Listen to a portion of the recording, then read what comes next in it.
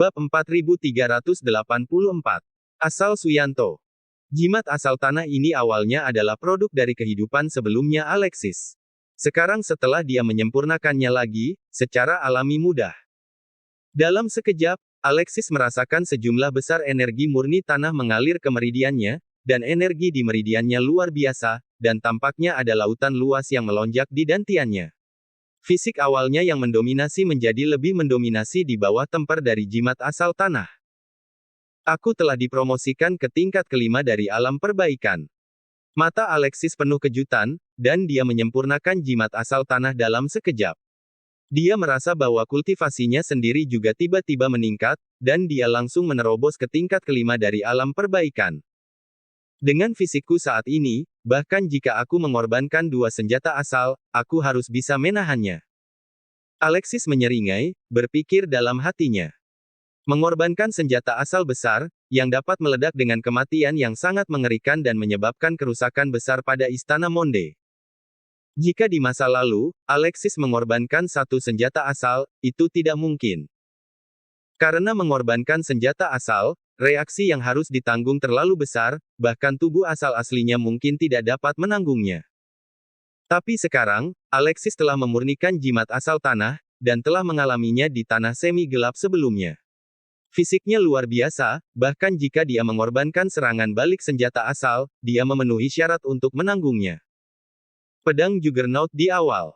Palu Godam. 8 tombak kerajaan. Busur matahari terbenam. Dengan pemikiran di benaknya, Alexis melepaskan keempat senjata asal hebat yang dimilikinya.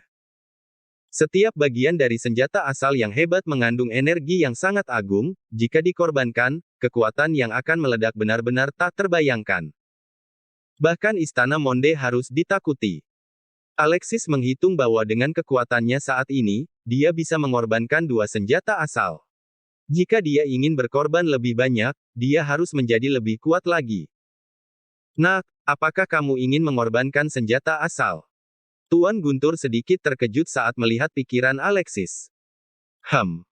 Alexis mengangguk berat, Istana Monde kuat, dan jika dia ingin menyelesaikan krisis konferensi pembunuhan suci, dia harus mengambil langkah berisiko. Hehe, itu cukup gila. Jika semua pengorbanan berhasil, dan Istana Monde tidak siap, dan kamu tiba-tiba menyerang, aku khawatir gerbang gunung akan dihancurkan olehmu. Penguasa Guntur menyipitkan matanya, mengagumi kegilaan Alexis. Mengorbankan tentara asal agung adalah langkah yang dilakukan oleh Tuan Reinkarnasi di kehidupan sebelumnya. Langkah ini dapat membalikkan keadaan dalam keadaan darurat. Busur matahari terbenam adalah senjata yang ditinggalkan untuk Alexis oleh Tuan Reinkarnasi.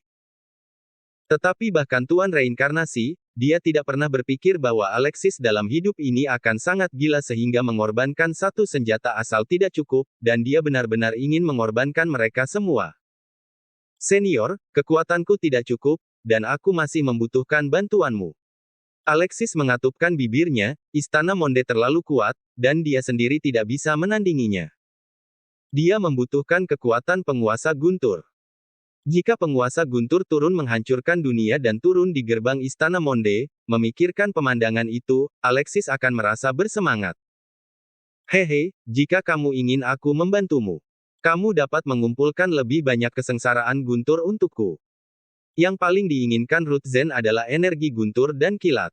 Ia memiliki kekuatan supernatural langit dan bumi, dan energinya banyak lebih agung dari esensi Guntur dan kilat biasa. Alexis bertanya, kemana saya bisa pergi untuk mengumpulkan bencana Guntur? Penguasa bencana Guntur merenung sejenak, dan berkata, saya tahu ada tempat di dekatnya yang disebut Gunung Suci Guntur. Banyak prajurit akan memilih tempat ini untuk menerobos, karena ketika mereka ingin menerobos alam, ketika malapetaka Guntur datang, sebagian dari malapetaka Guntur akan diserap oleh gunung, dan keberhasilannya akan semakin besar.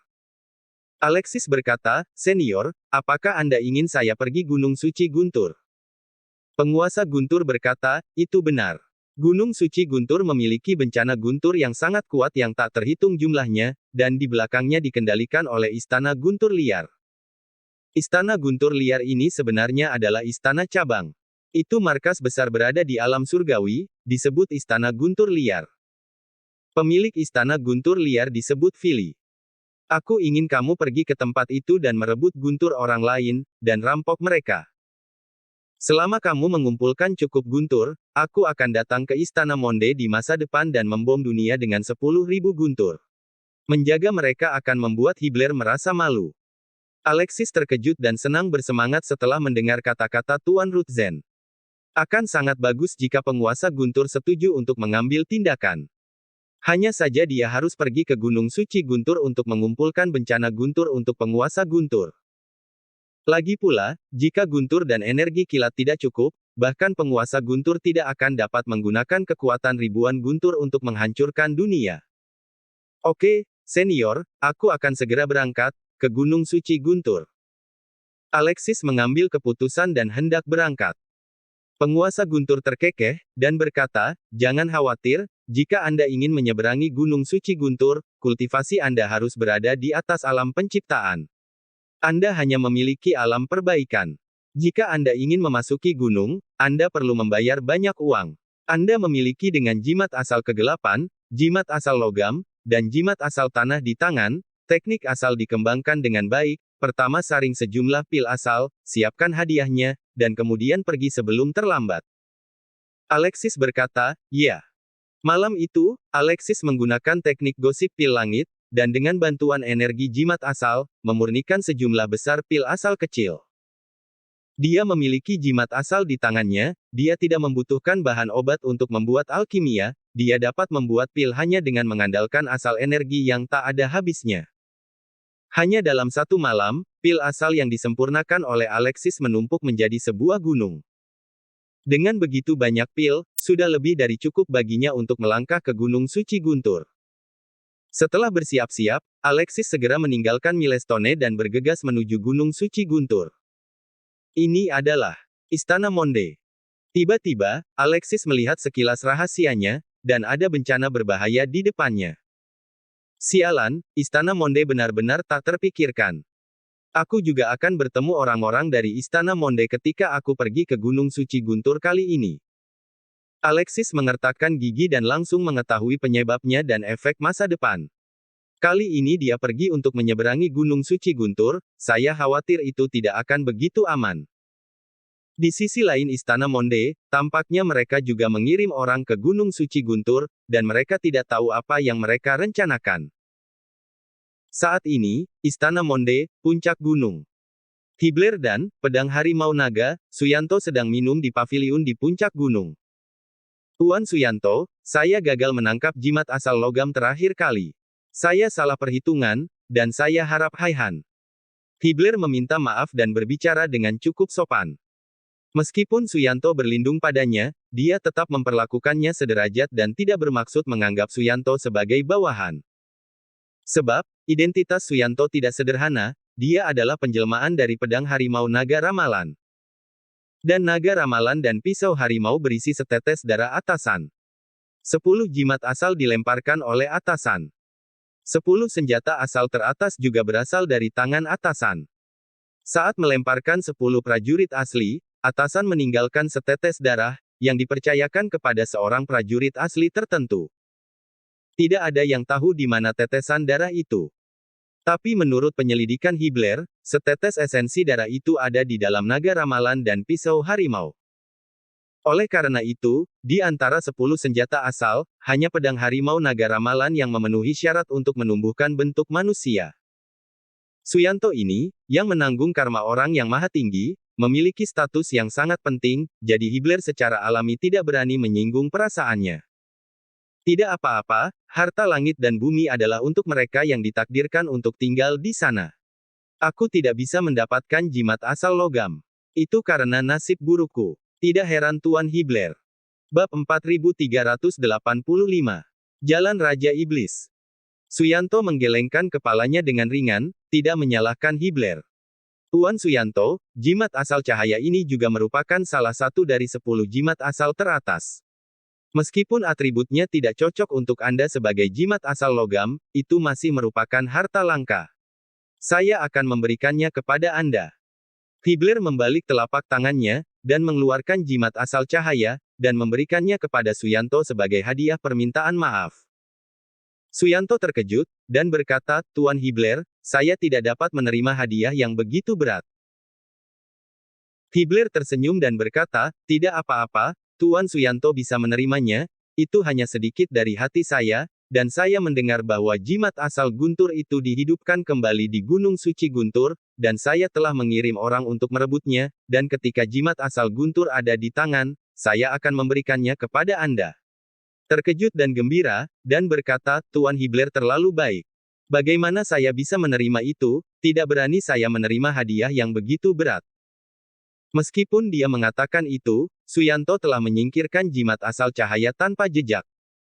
Secara alami, dia tidak akan melewatkan harta seperti jimat asal. Dia mempertaruhkan nyawanya dengan berlindung di Hibler, dan dia pantas mendapatkan sedikit hadiah. Hibler tersenyum dan berkata, Tuan Suyanto, harap tunggu dengan sabar, jimat asal Guntur akan segera dibawa kembali. Setelah jeda, Hibler berdiri, ngomong-ngomong, Tuan Suyanto, di Istana Ratu Alam Atas, seseorang datang menemuimu, sepertinya ada sesuatu yang mendesak, dia menunggu sepanjang malam, dia ingin mengobrol dengan Anda. Setelah selesai berbicara, Hibler berbalik dan pergi. Seseorang dari alam atas. Suyanto mengerutkan kening. Tidak lama setelah Hibler pergi, seorang lelaki tua berjubah biru air, dengan ekspresi tidak sabar dan tidak sabar, melangkah ke atas gunung yang dipimpin oleh beberapa murid Istana Monde. Istana Monde Anda terlalu tidak baik. Anda meminta saya untuk menunggu sepanjang malam. Bagaimana Anda bisa menunggu tamu seperti ini? Orang tua itu sangat kesal dengan keras dengan ketidaksenangan di wajahnya. Tuan, harap tenang. Konferensi suci akan segera dimulai, dan Istana Monde kami sangat sibuk. Jika ada sesuatu yang tidak disambut dengan baik, mohon maafkan saya. Beberapa murid Istana Monde menjelaskan dengan senyum masam. Lupakan saja, saya juga tidak peduli dengan Anda. Orang tua itu mendengus, dan berjalan ke paviliun di puncak gunung. Ketika dia melihat Suyanto, wajahnya dipenuhi dengan kegembiraan, dan dia berkata, Suyanto tuanku, lama tidak bertemu, akhirnya aku melihatmu. Suyanto duduk seperti gunung, memandang lelaki tua itu dari atas ke bawah, tersenyum ringan dan berkata, Yanzi, kenapa kamu di sini? Gumpalan energi asal air, dia sebenarnya adalah inkarnasi dari jimat asal air. Oh, jangan bicara tentang itu. Puluhan ribu tahun yang lalu, saya menjadi sasaran sesar dari Milestone dan seorang lelaki tua bernama Tuan Borson. Saya hampir ditelan oleh mereka. Untungnya, saya berlari cepat dan melarikan diri ke alam atas. Ini adalah kesempatanku untuk menyelamatkan hidup.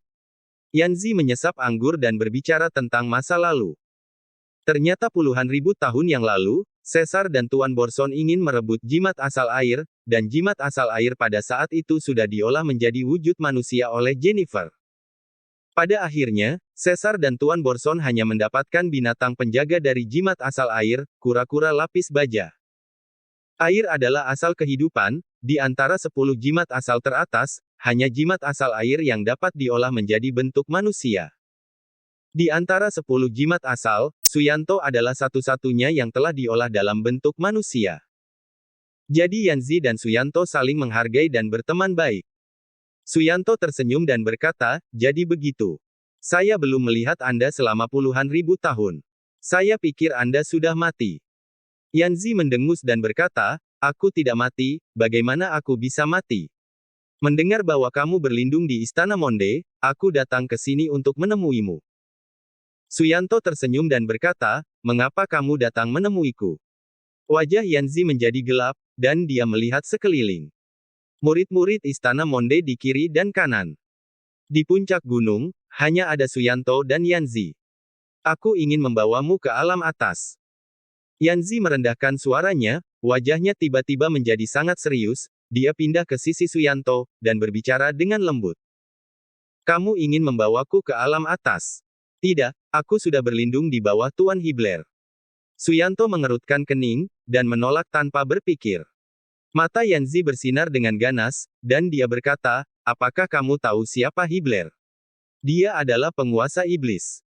Mendengar ini, Suyanto tetap tenang dan berkata dengan ringan, aku sudah tahu, terus kenapa?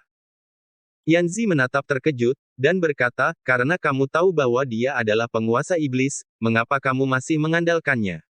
Apakah kamu tidak tahu bahwa penguasa iblis adalah masalah besar di dunia? Semua orang dapat dieksekusi. Yanzi awalnya berpikir bahwa Suyanto akan sangat terkejut ketika mendengar berita itu, tetapi tanpa diduga, Suyanto sudah mengetahuinya. Memikirkannya dengan hati-hati, Yanzi mengerti bahwa Suyanto bertanggung jawab atas sebab dan akibat dari atasan, dan penglihatannya sangat kejam, jadi dia secara alami melihat identitas asli Hibler. Suyanto berkata dengan tenang, ini urusan orang luar untuk membunuh penguasa iblis hati. Itu tidak ada hubungannya denganku. Karena aku berlindung pada Tuan Hibler, aku bertekad untuk membantunya menyelesaikan hegemoninya. Yanzi melebar matanya dan berkata, hegemoni macam apa yang dimiliki orang Yin dan Yang ini? Dia hanyalah tumor ganas, dan dia hanya ingin menghancurkan alam semesta. Suyanto berkata, tidak ada gunanya berbicara terlalu banyak, alam Tuan Hibler bukanlah sesuatu yang bisa Anda pahami. Yanzi mendengus, berkata, alam apa yang dia miliki?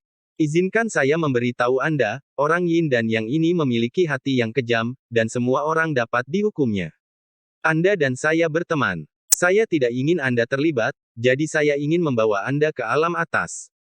Ratu saya yang bertanggung jawab.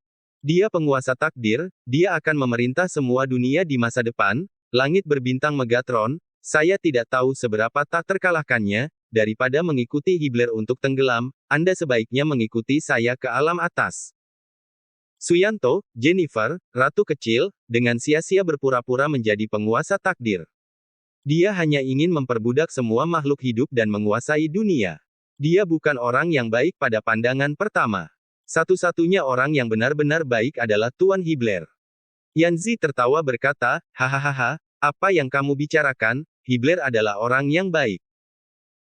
Suyanto berkata dengan serius, ya, apakah itu penguasa takdir atau Tuan reinkarnasi? Apa yang ingin mereka lakukan adalah memperbudak makhluk dan menjadi penguasa alam semesta di 10.000 alam, tetapi Tuan Hibler berbeda. Yang ingin dilakukan Tuan Hibler adalah membangun dunia di mana setiap orang setara, tanpa perselisihan, setan, perkelahian, dan perbedaan kelas, dan di mana semua orang bergaul dengan baik. Alamnya, dibandingkan dengan reinkarnasi dan takdir, saya tidak tahu seberapa tinggi itu. Yanzi masih tertawa, dan berkata, apa yang kamu bicarakan tentangnya, Hibler ingin membangun dunia di mana setiap orang setara dan tidak ada iblis.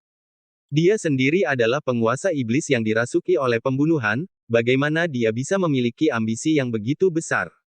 Kamu jangan bercanda.